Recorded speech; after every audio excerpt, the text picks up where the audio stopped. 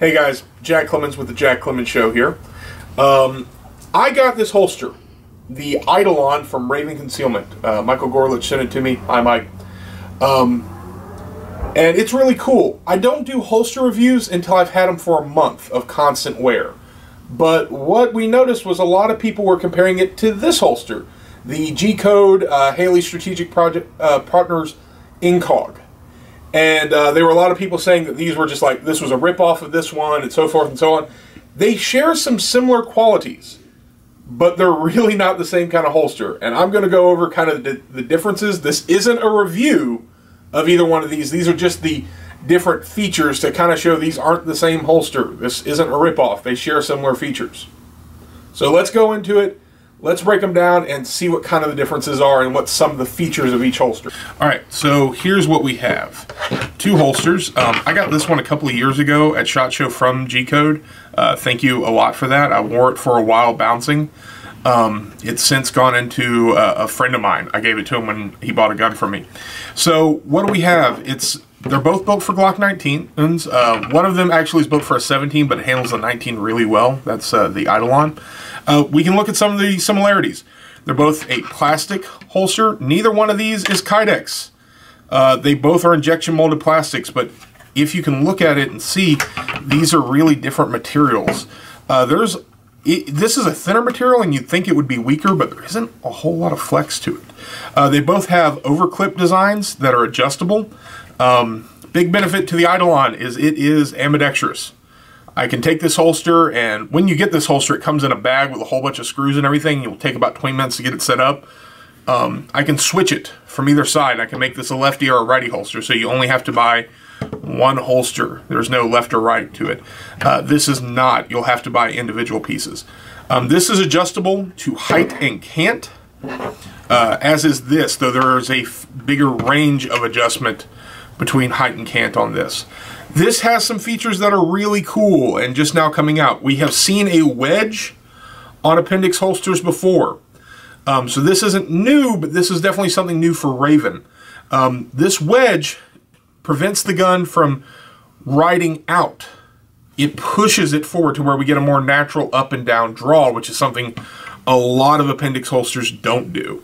It also has this claw right here. And what the claw kind of does is, if you can imagine a belt right here, the claw is pressing against the belt, bringing the handle of the gun in tighter to the body, which really helps with concealment. It also, as an added benefit, makes it real easy for the gun to ride low and very concealed, but still be able to get in there and get a full fighting grip. It takes a little bit of practice, but it's very doable. They both secure the gun, though I will say that neither one of them has like that very loud snap noise that we're used to with most Kydex holsters, which for someone like me that's really used to Kydex, I'm used to a louder pop when it goes in. They both have adjustable retention devices on there, so you can adjust the retention to where you want it. I like a really tight retention, especially in appendix. So these are the holsters side by side. There are some similar looks. The Eidolon has a lot more features. The INCOG is a few years old. They've just come out with an INCOG light-bearing holster, which I think is pretty cool. No talk about Raven adding a light-bearing option to theirs. It would be super cool if they did, because I like having a gun with a light on it. It's cool. It's good to see what you're shooting at.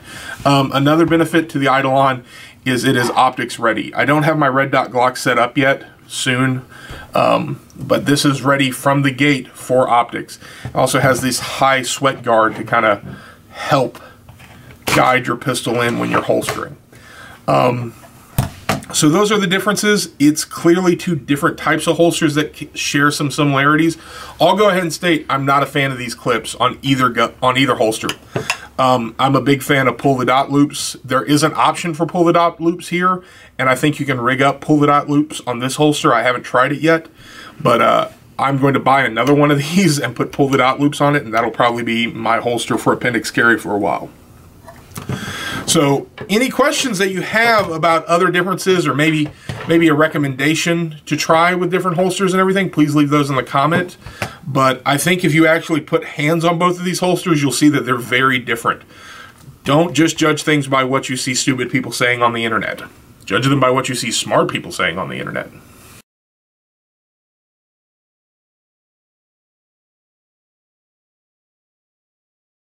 Line of sight between you. Oh, sexy close-ups. Play with that beard. Play with all that beard. Play with your beard. But it's so tiny and fragile. I know. Okay, I've got those perfectly in frame right now, so... no, give me that shit. God damn it.